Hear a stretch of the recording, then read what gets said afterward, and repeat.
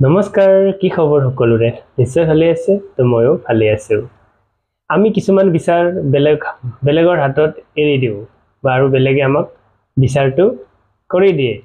বিচাৰটো কিমান শুদ্ধ হয়, কিমান ভাল হয়, আমি সেইটো মানে ভাবি নাচাওঁ আৰু ভাবি লওঁ যে বিচাৰ কৰি দিছে যিহেতু এইটোৱে শুদ্ধ হ'ব আৰু তেনেকৈ ভাবি আমি চলি থাকোঁ। কিন্তু আচলতে তেনেকুৱা হয়নে? তেনেকুৱাকে বিচাৰ কৰিব লাগেনে? আমাৰ তেনেকুৱা বিচাৰ কিমান শুদ্ধ হয়? মই এটি সৰু কাহিনী ক'বলৈ ওলাইছোঁ। চাৰ্লি চেপলিন, আপোনালোকে চাৰ্লি চেপলিনক চিনি পায়নে? সেই চাৰ্লি চেপলিনৰ একোচা মুখত দাঢ়ি আছে আৰু তেখেতে মুখেৰে কথা নকয় আৰু ভংগীমাৰে মানুহৰ ওচৰত ধুনীয়াকৈ মনোৰঞ্জন দিয়ে। এবাৰ চাৰ্লি চেপলিনৰ নামত এখন ৰাজ্যত কি হ'ল, অভিনেতাৰ অভিনয় প্ৰতিযোগিতা হ'ল আৰু তাত প্ৰায় 10,000 অভিনেতাই অংশগ্ৰহণ কৰিলে আৰু অংশগ্ৰহণ কৰাৰ পিছত সেই অভিনয় প্ৰতিযোগিতাৰ বিচাৰ হ'ল আৰু বিচাৰ হোৱাৰ পিছত দুজন তাৰ নিৰ্বাচিত হ'ল যে ফাৰ্ষ্ট আৰু ছেকেণ্ড, আৰু ফাৰ্ষ্ট ছেকেণ্ড হ'ল চাৰ্লি চেপলিনৰ নিচিনা অভিনয় কৰা দুজন। আৰু যিদিনাখনে পুৰস্কাৰ ঘোষণা কৰিব সেইদিনাখনে এখন ধুনীয়াকৈ মিটিং পাতিলে, সভা পাতিলে আৰু তাতে বহুত ডাঙৰ ডাঙৰ ব্যক্তি মাতিলে।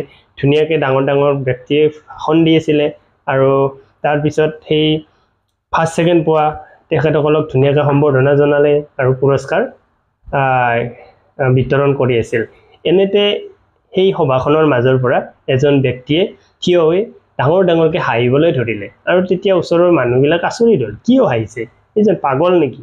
তাৰপিছত এজন কমিটিৰ বিষয়ববীয়া আহি কিনে ক'লে, ৰে আপুনি পাগল নেকি? ইমান ধুনীয়া এখন ভদ্ৰ সমাজত ইমান নীৰৱভাৱে শুনি থকা বিচাৰ মিটিং এখনত আপুনি কিয় ডিষ্টাৰ্ব কৰি আছে?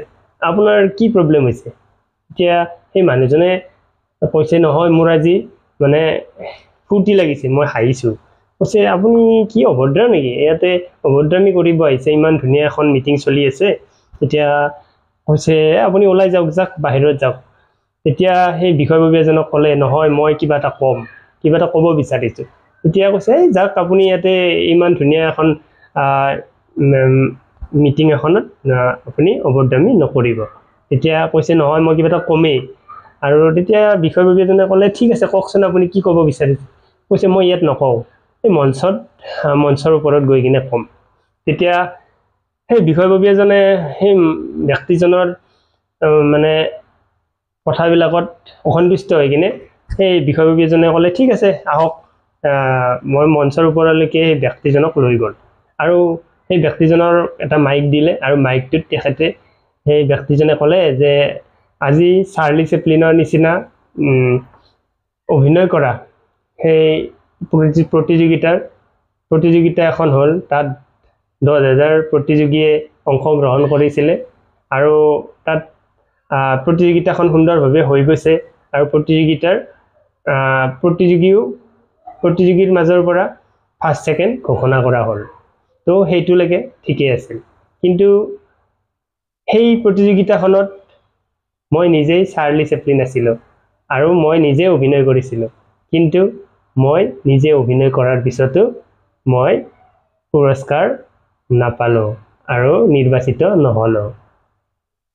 তেতিয়া সেই সভাখনৰ মাজত হাহাকাৰ লাগিল আৰু তেতিয়া সকলোৱে আচৰিত হ'ল যে সঁচাকৈয়ে চাৰ্লি চেপলিনে নিজে অভিনয় কৰাৰ পিছতো তেখেতে নিৰ্বাচিত নহ'ল আৰু তেখেতে পুৰস্কাৰ নাপালে।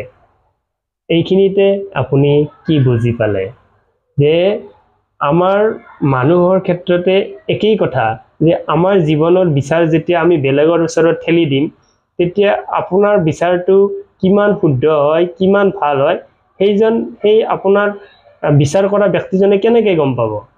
কিমান শুদ্ধ, কিমান ভাল, সেইটো আপুনিহে গম পাব বা আপোনাৰ সেই মনৰ ভিতৰত থকা শক্তিটোহে গম পাব। আপুনি বেলেগৰ ওচৰত দিলে সেইটো বিচাৰ কিমান শুদ্ধভাৱে দিছে, কিমান বিচাৰটোত মাজত ত্ৰুটি ৰৈ গৈছে, আপুনিতো নাজানে। আপুনি সেইটোকে মানি লয় যে সেইটোকে মানি লৈ ভাবে সঁচাকৈ মই মানে আজি মানে ভাল মোৰ ভাল হ'ল তো বিচাৰ মই কৰিব দিছিলোঁ তো বিচাৰ মোক কৰি দিছে তো আপুনি আজি এই ভিডিঅ'টোৰ দ্বাৰাই কি বুজি পালে নিশ্চয় কমেণ্টত জনাব আৰু নিজৰ বিচাৰবিলাক নিজে কৰাটোৱে ভাল বেলেগৰ ওচৰত ঠেলি দিলে আপুনি চাৰ্লি চেপলিনৰ নিচিনাই হ'ব তো যি নহওক ভিডিঅ'টো আজি ইমানতে সমাপ্ত কৰিছোঁ ধন্যবাদ